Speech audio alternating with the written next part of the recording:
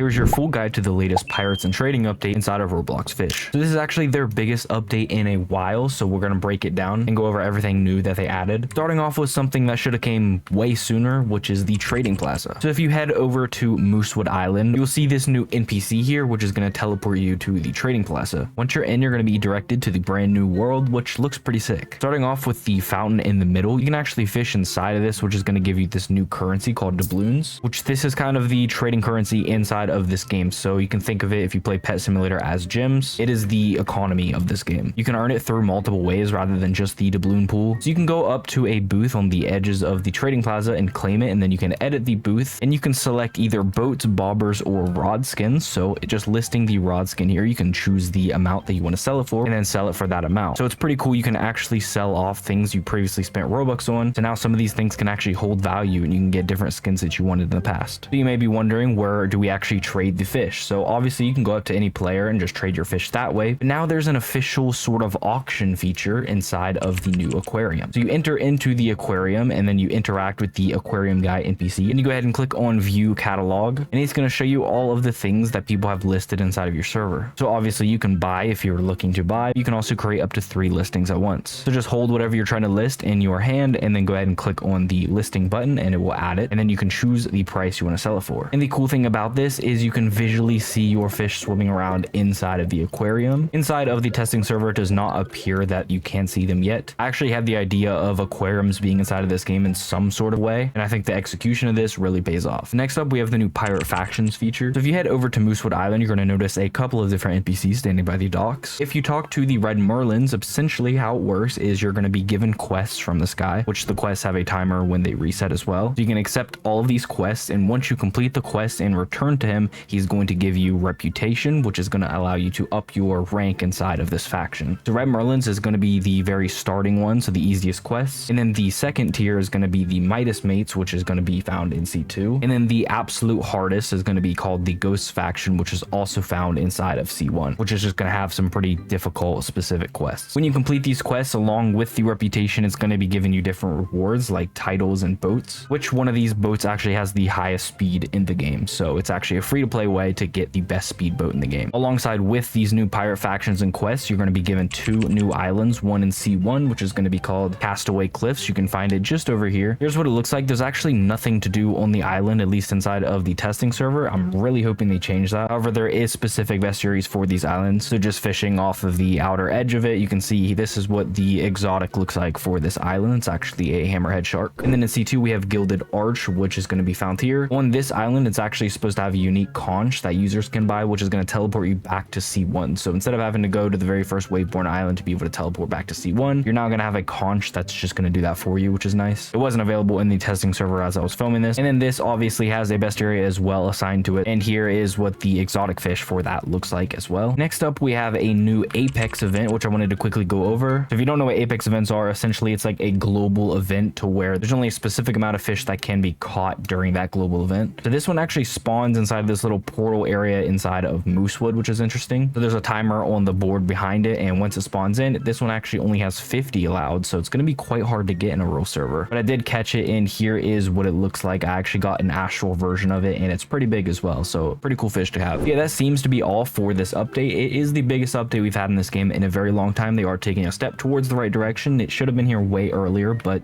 at least it's here now. If you are new around here, please make sure to drop a sub with notifications on. Join my Discord, which is the first link in the video description, and I'll see you guys in the next one.